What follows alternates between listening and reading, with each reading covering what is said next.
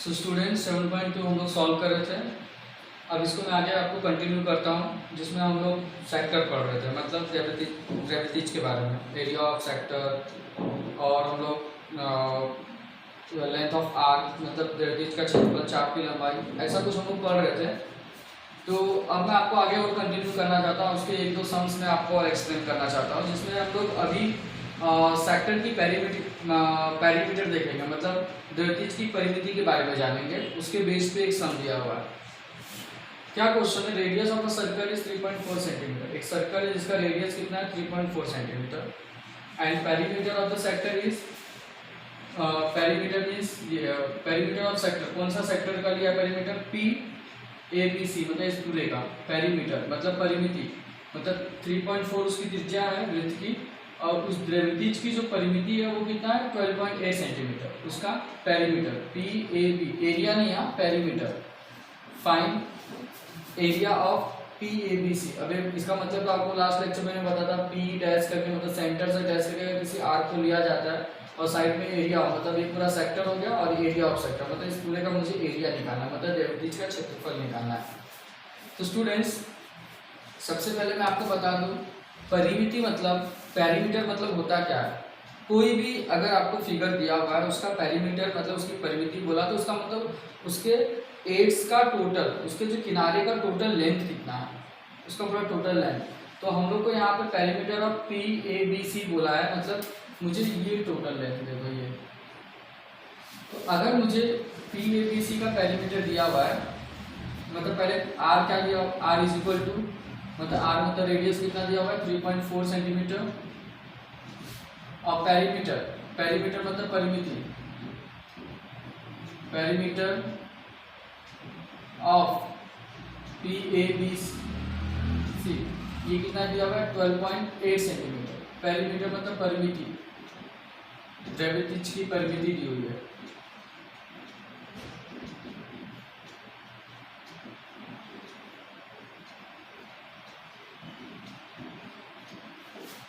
ठीक है, तो ग्रेविटीज की परिमिति तो स्टूडेंट्स यही है, सेम 12.8 सेंटीमीटर। लेकिन अब मुझे निकालना है एरिया।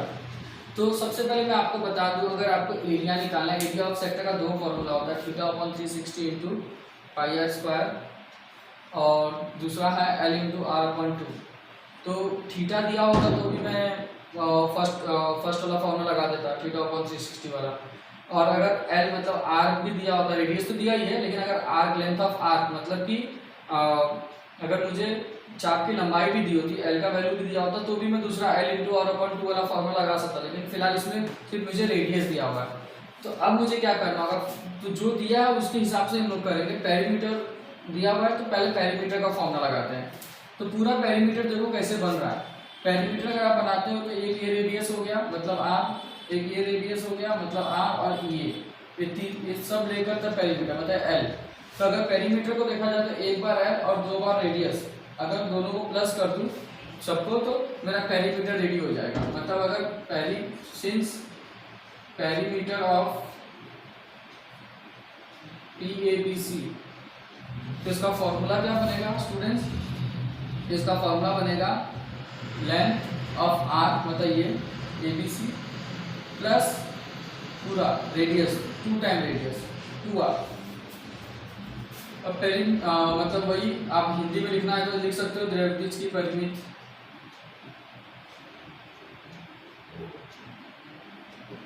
तो फॉर्मूला हो गया। अब इसकी वैल्यू तो मुझे ऑलरेडी दी हुई है 12.8, तो इसके प्लेस में मैं लिख सकता हूँ 12.8। एल की वैल्यू का मुझे पता नहीं, 2 इंटू आर की तो वैल्यू दी हुई है 3.4 सेंटीमीटर। तो अब मैं क्या करता हूँ यहाँ पे 12.8, इसका इसमें मल्टीप्लाई करो, एल ऐसी रहने तो 3.4 इंटू 2 6.8 हो जाएगा। ये इस साइड मूव होगा तो 12.8 माइनस 6.8, सो एल की वैल्यू आ जाएगी 12.8 में से 6.8 को माइनस करेंगे तो एल गेट 6 सेंटीमीटर। ये मुझे एल की वैल्यू मिल गई। तो मुझे एरिया ऑफ सेक्टर निकालना है, मतलब ग्रेविटीज का क्षेत्रफल। तो area of sector P A B C, तो इसका सिंपल फॉर्मूला, एल का भी वैल्यू मालूम है, आर का भी मालूम है, तो ये लगाते हैं ना, L इंटू R/2।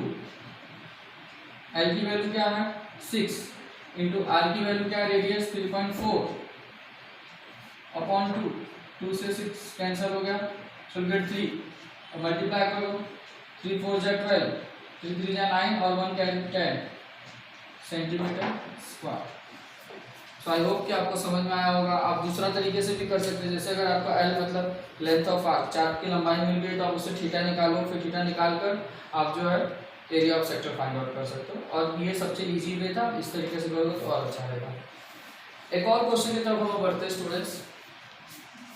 एक फिगर है, in figure P Q R S, जो फिगर में P Q R S is a rectangle, मतलब ये जो पी क्यू आर एस एक आयत है जिसमें मुझे पी क्यू की वैल्यू दी हुई है 14, ये पी क्यू मेरा 14 सेंटीमीटर है और क्यू आर जो है मेरा 21 सेंटीमीटर है।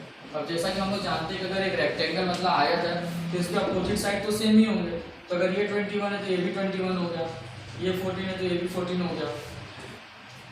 मुझे फाइंड क्या करना है, find the area of sector in each case, मतलब मुझे सब केस में, जो सब केस मतलब एक्स का भी निकालना है, मतलब ये पूरा एक्स निकालना है, मुझे वाई निकालना है, मुझे जेड निकालना है, सिंपल वे में समझ लो।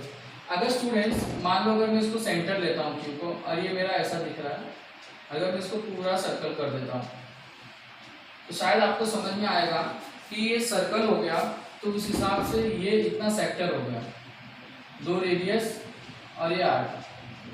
सिमिलरली अगर मैं इसको भी देखता हूं तो भी एक सर्कल बन रहा है।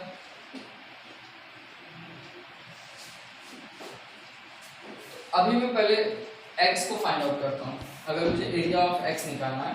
हाँ, तो स्टूडेंट्स ये तो सेक्टर ही है, तो आप ये देखिए, ये आप इसको सेंटर लोगे तो ये रेडियस हो जाएगा, और एज यू ऑल नो कि ये जो यहाँ पे सिंस इट्स अ रेक्टेंगल, तो इसका ये जो एंगल बनेगा सेंटर पे, that will be 90 degree only, वो तो 90 डिग्री रहेगा।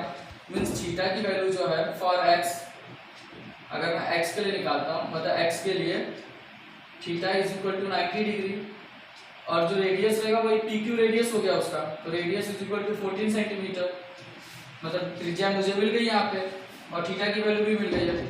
अब अगर मुझे area of x, area of sector x लिख सकते हो, हाँ आपको पूरा नाम लिखना, पूरा नाम लिख सकते हो, हाँ ग्रेविटीज एक्स का क्षेत्रफल, तो वही same theta upon 360 into pi r square. और अब मुझे लगता है कि मुझे इसको और भी एक्सप्लेन करने की जरूरत नहीं होनी चाहिए आप लोगों को, आप लोग इजीली समझ सकते हो। थीटा की वैल्यू तो 90 है ही, 360, पाई की वैल्यू आप ले लो 22/7, और आर की वैल्यू 14 दी हुई है, 14 स्क्वायर मीन्स 14 इंटू 14, 0 0 कैंसल, 9 1 जा 9, 9 4 जा 36, 7 2 जा, ये भी कैंसिल हो गया। फिर आप चाहिए तो 2 1 जा 2 2 जा 2 से 22 कैंसिल हुआ, 11, सो ओवरऑल 11 इंटू 14 मुझे मिल रहा है यहाँ पे, तो 11 4 जा 44, 11 1 जा 11 1 15, I think so 154 centimetre square, ये मेरा x का हो गया। अगर मुझे y का निकालना है तो y के लिए मुझे सबसे पहले रेडियस निकालना है। जैसा आप देख रहे हो क्यू आर पूरा 21 है, लेकिन यहाँ पे अगर इसको इतना देखता हूँ तो ये तो इतना 14 होगा ना, क्योंकि अगर ये रेडियस है तो ये भी तो रेडियस है, इतना 14, तो ये कितना बचा।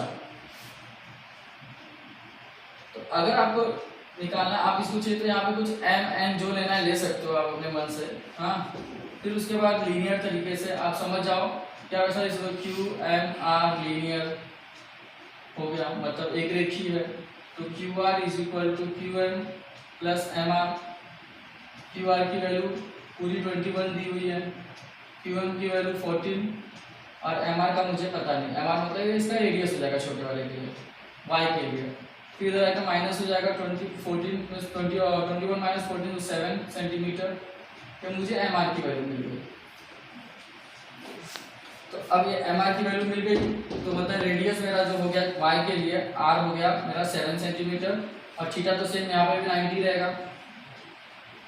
फिर एरिया ऑफ सेक्टर का फॉर्मूला लगाओ, आपको इसका भी मिल जाएगा, वाई का भी। अब अगर आपको जेड निकालना है तो आपको इसका एरिया मिल गया एक्स का, वाई का। और स्टूडेंट्स अब आप क्या करो, एरिया ऑफ रेक्टेंगल निकालो, मतलब आयत का क्षेत्रफल, जिसका फॉर्मूला आपको मालूम है लेंथ इंटू ब्रेथ, लंबाई गुणे चौड़ाई। तो लेंथ भी पता है आपको, ब्रेथ भी पता है, मल्टीप्लाई करना वॉट एवर वैल्यू जो भी आएगी, तो आपको मालूम है कि पूरा अगर आपको जेड निकालना है तो area of X plus area of Y plus area of Z, तीनों का एरिया अगर आप मिलाओगे तो एरिया ऑफ रेक्टेंगल बनेगा, मतलब आयत का क्षेत्रफल। तो x का तो आपको यहाँ मिल गया जो भी है, y का भी आप निकालोगे यहाँ से जो भी है, और z का आपको पता नहीं, area of rectangle length into breadth निकाल लो, इन दोनों को प्लस करो, फिर उधर ले जाके माइनस करो, आपको एरिया ऑफ z भी मिल जाएगा। तो आई थिंक कि आपको समझा होगा कि ये सम कर, मतलब ये दिखने में ऐसा लग रहा है कि इट्स वेरी टफ, लेकिन ये टफ नहीं है। इस ऐसी सेम आपको क्वेश्चन नंबर 13 में भी दिया हुआ है, ऐसे डायग्राम ऐसा बना दिया हुआ है उसमें, और कुछ इस तरीके से आई थिंक से किया हुआ है, और ये पूरा रीजन जो है शेडो कर दिया है। अब बोलता है कि बताओ ये जो शेडो रीजन इसका एरिया क्या होगा, और ये उसमें ऐसा बोल दिया कि ये इक्विलेटरल ट्रायंगल, इक्विलेटरल ट्रायंगल मतलब समबाहु त्रिभुज, तो इसके ईच एंगल तो 60 होने वाले हैं स्टूडेंट्स, सॉरी हाँ यहाँ पे, तो मतलब थीटा की वैल्यू 60 मिल चुकी है, रेडियस उसमें दिया हुआ ही है, तो आप इजीली उससे ये सेक्टर निकाल लो, जो ये सेक्टर का जो हिस्सा होगा वही सेम ये भी होगा ये भी होगा, फिर एरिया ऑफ इक्विलेटरल ट्रायंगल मतलब समबाहु त्रिभुज का क्षेत्रफल निकाल कर और इसके 3 टाइम्स माइनस कर देना, तो आपको इसका भी आंसर आ जाएगा। तो मतलब देखने में ऐसा लग रहा है फिगरिंग क्वेश्चन है, बहुत ज्यादा फिगर में दिए हुए, ऐसा टफ लग रहा है, बट इट्स वेरी इजी, उसमें कुछ करना ही नहीं, आपको सिर्फ फॉर्मूले लगाने हैं और आपको आंसर मिलते जाएगा। तो आई होप कि आप लोग ये अब जो रिमेनिंग सम्स भी थे वो भी आप सॉल्व करोगे, उसके बाद भी अगर डाउट है तो आप मुझसे पूछोगे। Thank you.